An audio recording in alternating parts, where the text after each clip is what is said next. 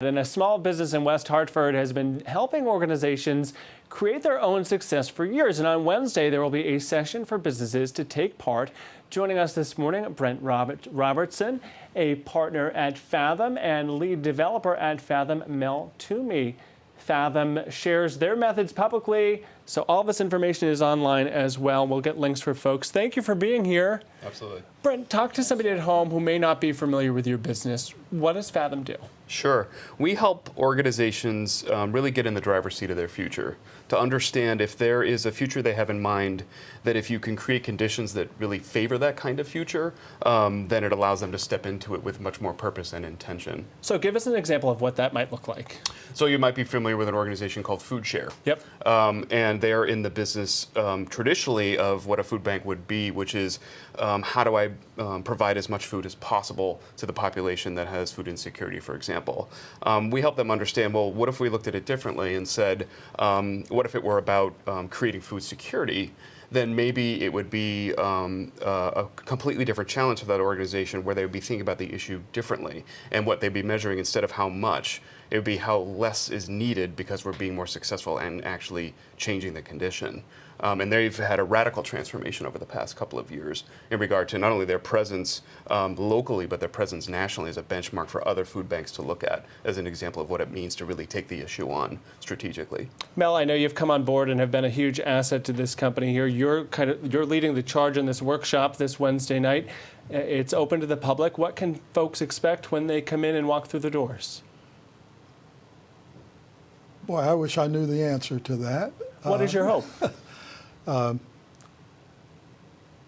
That we get a toehold on the notion that we actually create in language as well as represent in language. And we don't notice that. And as a result of that, we're creating unintentional futures. All right, and go ahead. And so I came by the experience as a result of foster parenting.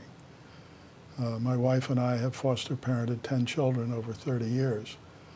And when we had our first two brothers join our family in 1968, one of them was kind of lethargic and unmotivated. He was 11 years old. Joined us at the beginning of the summer. School year started.